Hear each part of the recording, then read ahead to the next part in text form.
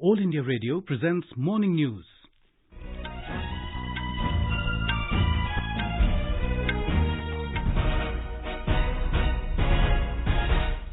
Good morning, I'm Sunil Verma. The headlines. Campaigning for fourth phase of Jharkhand Assembly elections ends this evening, polling on Monday. India and Indonesia resolve to strengthen cooperation in several areas, including defense, security, connectivity and trade. US and China reach a trade agreement calling for structural reforms and tariff concessions. In UK, 15 Indian origin politicians elected to House of Commons, and several parts of North India receive heavy rain and snowfall. In Jharkhand, campaigning for the fourth phase of assembly elections will end this evening. In this phase, polling would be held on Monday in 15 constituencies spread over 4 districts of Dhanbad, Deoghar, Giridih and Bokaro. In Naxal-affected 5 assembly segments of Bagodar, Jamua, Giridih, Dumri and Tundi, campaigning would end at 3 p.m, while in the rest of 10 seats it would continue till 5 p.m. Campaigning has been intensified as political leaders are making last-ditch efforts to woo the voters in their favour. Star campaigners and senior leaders of all political parties would be holding series of public meetings and rallies. Today, BJP President and Union Home Minister Amit Shah, Working President of BJP Jagat Prakash Nadda and Union Minister Smriti Irani would hold several public meetings. More from our correspondent. Addressing election rally at Govindpur in Dhanbad, senior BJP leader and Chief Minister Raghubar Das said this election will decide the fate of Jharkhand state. Addressing election meeting at Bagodar in Giridih, UP Chief Minister Yogi Adityanath alleged during Congress rule there was no development. On the other hand, senior Congress leader and Rajasthan Deputy Chief Minister Sachin Pilot and CPM leader Vrinda Karat claimed that this time there is a change of face in Jharkhand. Several leaders, including President of JMM Hemant Soren, Babulal Marandi of Jharkhand Vikas Morcha and Sudesh Kumar Mehto of AJSU are also addressing election rallies to woo the voters. With KK Lal's report from Ranchi, Tanvi Khurana for AIR News. India and Indonesia have resolved to strengthen cooperation in areas of defense and security, connectivity and trade during talks between External Affairs Minister S. Jaishankar and his Indonesian counterpart Retno Marsudi in New Delhi yesterday. The two sides reviewed the entire gamut of ties at the 6th India-Indonesia Joint Commission meeting. The External Affairs Ministry in a statement said that during the meeting, both sides reiterated their commitment to strengthen ties in the areas including people-to-people exchanges. As key partners in the Indo-Pacific, both sides called for greater synergy in the region, guided by the shared vision on maritime cooperation. Prime Minister Narendra Modi will visit Kanpur city of Uttar Pradesh today. He will chair a meeting of the National Council for Ganga and will review the progress of the Namami Gange project aimed at cleaning River Ganga. Later, after the meeting, PM Modi is also scheduled to cruise on the Ganga River to assess changes achieved under Namami Gange in the past few years. More from our correspondent. Prime Minister Narendra Modi will chair the first meeting of National Ganga Council at the Chandrasekhar Azad University of Agriculture and Technology. Apart from chief ministers of 3 states, several union ministers, including Environment Minister Prakash Javadekar, senior central and state officers will be attending the meeting. After the meeting, PM accompanied with union ministers and chief ministers of the 3 states will reach Atal Ghat near Ganga Barrage and review the work done to clean the river on a cruise. Under Namami Gange project, 13 out of 16 major drains in Kanpur have been completely tapped. Sushil Chandra Tiwari, AIR News, Kanpur. Assam Director General of Police, Bhaskar Jyoti Mahanta, has said that the situation in the state is under control. Talking to AIR correspondent last night, he said that additional forces have been deployed to control the law and order situation. The DGP has appealed to the agitators to be careful so that bad elements do not hijack the situation. Mr. Mahanta said that police would not allow the situation to go out of hand. The situation is under control and we expect things to be getting normal. Additional forces have been inducted very quickly and entire lot of miscreants, entire lot of conspirators, perpetrators have been rounded up all over the state. More than 1,000 people have been detained, out of which 65 people have been arrested. Curfew has been relaxed for 6 hours from 8 in the morning till 2 p.m. at Dibrugarh Municipal Town Area. In Guwahati, 7-hour relaxation in curfew has been announced from 9 a.m. till 4 p.m. Deputy Commissioner of the district, Biswajit Pegu, told AIR that necessary steps are being taken to provide essential food items in Guwahati and other parts of the district. As far as the scarcity of essential commodities is concerned, we had a meeting with the wholesalers and the retailers and the traders of essential commodities. I don't think there should be any problem as far as food grains is concerned or food commodities is concerned or essential commodities are concerned. The people of Chhattisgarh, especially the potential beneficiaries, welcomed the Citizenship Amendment Act, which came into force recently. Dharmun and Diwan Bajaj, migrants from Pakistan residing in Durg district of Chhattisgarh, expressed happiness over the Citizenship Amendment Act as this will help them to get Indian citizenship. मेरा नाम दीवान बजाज है और मैं 1991 से भारत में हूं और long term visa पे रह रहा हूं और ये बिल बहुत ही सराहनीय है। इससे हमको ये फायदा हो कि हम यहाँ पर अभी वोट भी कर सकते हैं, भारत के नागरिक कहलाएंगे अभी हम। मेरा नाम धर्मून है।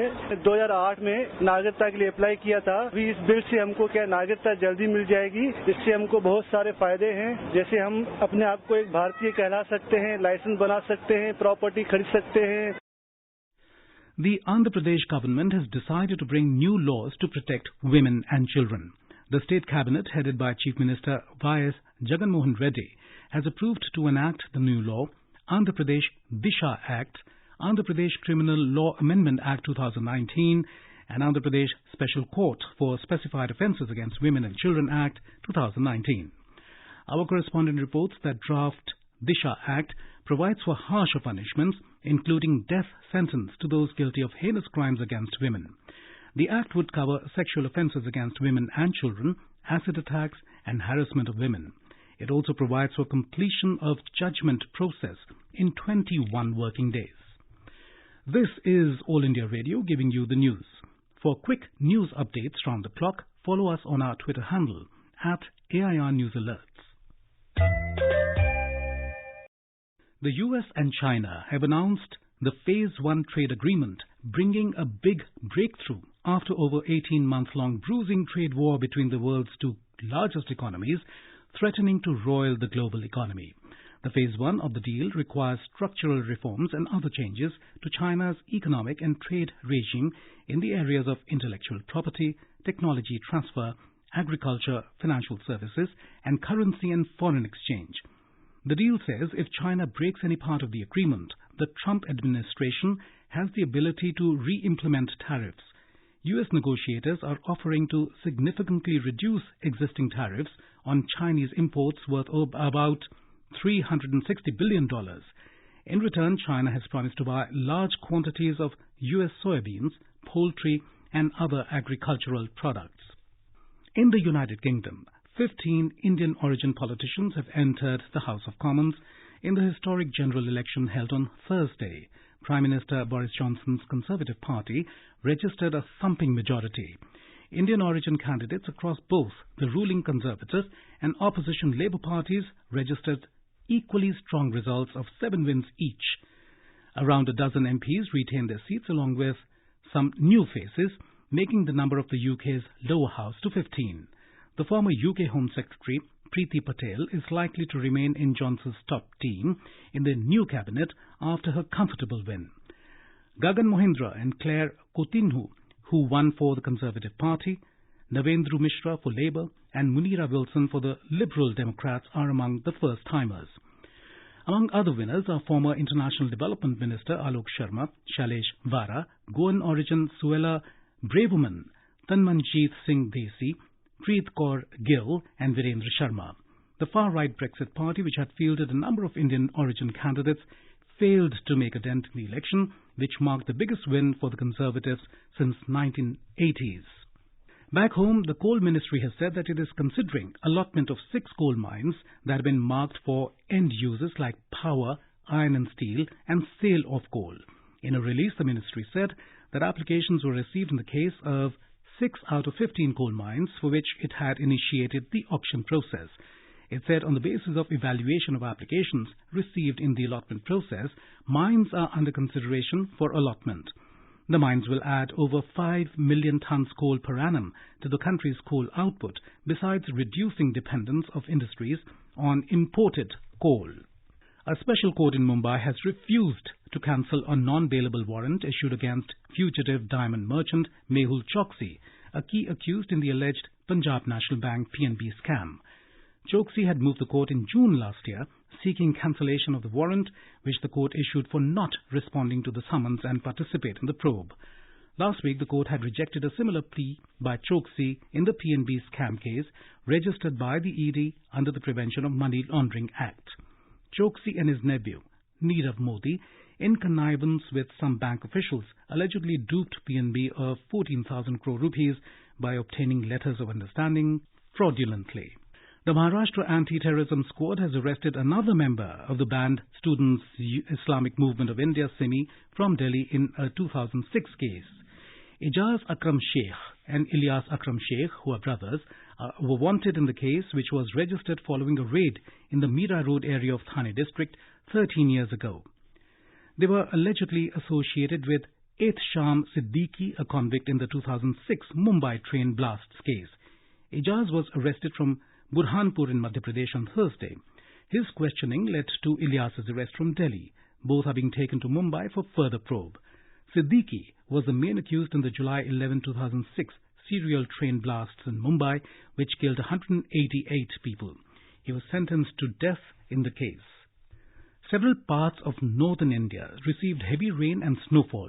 In Uttarakhand, fresh spell of heavy rain, snowfall in the hilly areas and light to moderate rain in other parts has dipped the mercury level. More from our correspondent. Following the heavy snowfall in higher reaches and light to moderate rain, normal life in the hilly state has been disrupted, especially in hilly areas. School up to class 12 has been closed today also. Chief Secretary Prabhu Singh told the state administration to video conferencing to ensure bonfire at different locations and distribute blankets to the needy. Raghavesh Pandey, EIR News, Dehradun.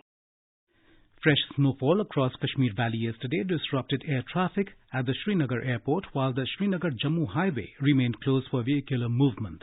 Officials at Srinagar said due to poor visibility and continuing snowfall, flights to and from the airport were again cancelled yesterday.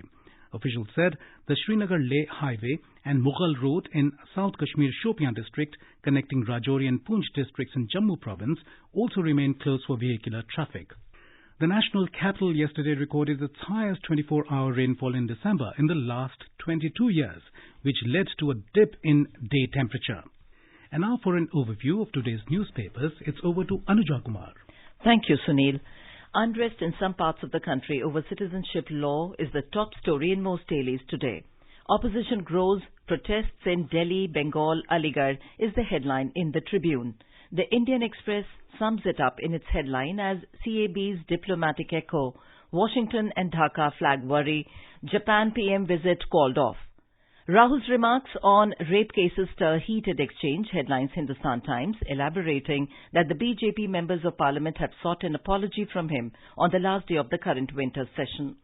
Supreme Court's observations on Sabrimala find front page mention in many dailies. SC asks women seeking entry into Sabrimala to be patient is the headline in Hindustan Times, while the Hindu headline states Sabrimala temple issue explosive now, says Supreme Court. And finally, a front page reports in the Times of India reveals that Delhi recorded the wettest December day in 50 years yesterday. And with that, it's back to you, Sunil. Thank you, Anuja, for a look at today's newspapers. And now, before we end the bulletin, the headlines once again. Campaigning for fourth phase of Jharkhand Assembly elections ends this evening, polling on Monday. India and Indonesia resolve to strengthen cooperation in several areas, including defense, security, connectivity and trade. US and China reach a trade agreement calling for structural reforms and tariff concessions. In UK, 15 Indian origin politicians elected to House of Commons, and several parts of North India receive heavy rain and snowfall. For details of these stories and more, log on to our website www.newsonair.com and News on AIR app. With that, we end the morning news. Have a nice day.